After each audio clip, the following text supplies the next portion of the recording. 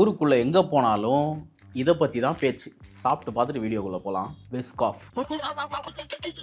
Hey, this is Vicky, the brand maker. Milkshake, cheesecake, ice cream, spread, பேஸ்ட்ரின்னு இந்த மாதிரி எல்லாத்துலேயும் இந்த லோட்டஸ் பிஸ்காஃப் அப்படின்ற ஃப்ளேவர் இருக்குது. நானும் இவ்வளோ நாள் லோட்டஸ் பிஸ்காஃப் அப்படின்றது ஏதோ ஒரு ஃப்ளேவர் தான் நினச்சிட்டு இருந்தேன். ஆனால் அது குக்கீஸ்னு ரொம்ப ரீசெண்டாக தான் தெரியும். 1932 பெல்ஜியமில் கேரமல் ஸ்பைஸ்டு ஃப்ளேவரில் வந்தது தான் இந்த Biscoff biscuit. Cinnamon, nutmeg, ginger, clove இந்த ஸ்பைசஸ் எல்லாம் ஆட் பண்ணி தான் அந்த குக்கியை பண்ணுவாங்க. ஆக்சுவலாக இது ஒரு ஃபெஸ்டிவ் குக்கி அப்படின்னு சொல்லலாம். சென்ட் நிக்கோலஸ் டே அன்னைக்கு குழந்தைங்க எல்லாருக்கும் இந்த பிஸ்கெட்டை கொடுப்பாங்க. ரொம்ப வருஷமா இது பெல்ஜியம் அண்ட் நெதர்லாந்து இந்த ரீஜன்ல தான் இது ரொம்ப பாப்புலரா இருந்தது. அதுக்கப்புறம் யூஎஸ் ஏர்லைன் இண்டஸ்ட்ரி வந்ததுக்கு அப்புறம் தான் இந்த பிஸ்கெட்டை குளோபலா எல்லாருமே ரெகக்னைஸ் பண்ண ஆரம்பிச்சாங்க. அதுலயும் ஸ்பெசிஃபிக்கா 1986 டெல்டா ஏர்லைன்ஸோட இவங்க கொலாபரேட் பண்ணி ஒரு ஃபிளைட் ஸ்நாக்கா இதை கொடுக்க ஆரம்பிச்சாங்க. ஃபிளைட்ல டிராவல் பண்ற பேசஞ்சர்ஸ் எல்லாருமே இந்த குக்கியை ட்ரை பண்ணி எல்லாருடைய டிராவல் ஃபேவரட்டா இது மாறிச்சு. ஒரு வருஷத்துக்கு delta airlines 80 to 85 million cookies அவங்களுடைய பேசஞ்சர்ஸ்க்கு கொடுத்துட்டு இருந்தாங்க. டிராவலர்ஸ் உடைய ஒரு கல்ச்சுரல் சிம்பிளா இந்த பிஸ்காஃப் குக்கீஸ் மாறிச்சு. இது பேசஞ்சர்ஸ் உடைய ஃபேவரட் ஆனதால பல ஏர்லைன்ஸ் இந்த குக்கீஸை கொடுக்க ஆரம்பிச்சாங்க. 2020ல யுனைடெட் ஏர்லைன்ஸ் பிஸ்காஃப் குக்கீஸை கொடுக்கறத நிப்பாட்டிட்டு எல்லாருக்கும் ஓரியோ தின்ஸ் கொடுக்க ஆரம்பிச்சாங்க. ஆனா பேசஞ்சர்ஸ் எல்லாருமே ரொம்ப கோவப்பட்டு சோஷியல் மீடியால அப்போஸ் பண்ண ஆரம்பிச்சாங்க. இத பார்த்த ஏர்லைன்ஸ் வித்தின் 2 டேஸ்ல ஓரியோவை கேன்சல் பண்ணி மறுபடியும் பிஸ்காஃப் கொடுக்க ஸ்டார்ட் பண்ணாங்க. அந்த அளவுக்கு இந்த பிஸ்காஃப் குக்கீஸ் எல்லாரோடயும் ரொம்ப கனெக்ட் ஆயிடுச்சு. இந்த பிஸ்காஃப் குக்கீஸோட சேல் யூஎஸ்ல பயங்கரமா எக்ஸ்ப்ளோட் ஆகுது. அண்ட் ஏர்பிளேன் ஃபீலிங் வேணும் அப்படின்னா நீங்க இந்த குக்கீஸை ட்ரை பண்ணுங்கன்ற மாதிரி இதை பொசிஷன் பண்ண ஆரம்பிச்சாங்க. அது மட்டும் இல்லாம இந்த பிஸ்காஃப் ரொம்ப பிரீமியமா தெரிஞ்சதுக்கான இன்னொரு முக்கியமான காரணம் இவங்களுடைய யூரோப்பியன் ஸ்டைல் பேக்கேஜிங். அவங்க யூஸ் பண்ண இந்த ஃபாண்ட், கலர்ஸ் இது எல்லாமே ரொம்ப லக்ஸரியா இருந்தது. அண்ட் இந்த பிஸ்காஃப் குக்கீஸ் யூஎஸ்ல நிறைய லாயல்ட்டி ப்ரோக்ராம்ஸும் ரன் பண்ணாங்க. அதாவது நீங்க பிஸ்காஃப் குக்கீஸ் வாங்குனீங்க அப்படின்னா உங்களுக்கு டெல்டா ஏர்லைன் பாயிண்ட்ஸ் கிடைக்கும். நீங்க அதை யூஸ் பண்ணி டிராவல் பண்ணிக்கலாம். ஸோ இந்த ஏர் டிராவல் அப்படின்னாலே பிஸ்காஃப் குக்கி தான் அப்படிங்கிற ஒரு ஸ்ட்ராங்கான பாண்ட் பில்ட் ஆயிடுச்சு. அண்ட் இந்த குக்கி ரொம்ப பாப்புலர் ஆனதால இதோடைய ஃபிளேவரை நிறைய ice cream, cheesecakes, milkshake, spreads, pastries இது எல்லாத்துலயுமே கொண்டு வர ஆரம்பிச்சாங்க. அண்ட் கொஞ்சம் கொஞ்சமா இந்த கிரேஸ் இந்தியாவுக்கும் வர ஆரம்பிச்சது. அதாவது இந்த பிஸ்கெட் அஃபிஷியலா இந்தியாவில் லான்ச் ஆகிறதுக்கு முன்னாடியே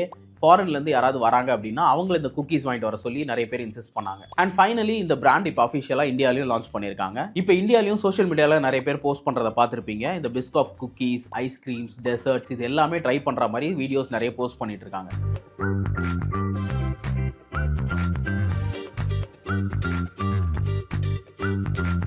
ஒரு சிம்பிள் ஸ்நாக்கா எங்கேயோ ஆரம்பிச்ச ஒரு குக்கி பிராண்ட் இன்னைக்கு ஒரு குளோபல் டெசர்ட் ட்ரெண்டா மாறி இருக்கு. இந்த வீடியோ உங்களுக்கு பிடிச்சிருந்து அப்படின்னா மறக்காம உங்க ஃப்ரெண்ட்ஸோட ஷேர் பண்ணுங்க. And follow me for more brand related content.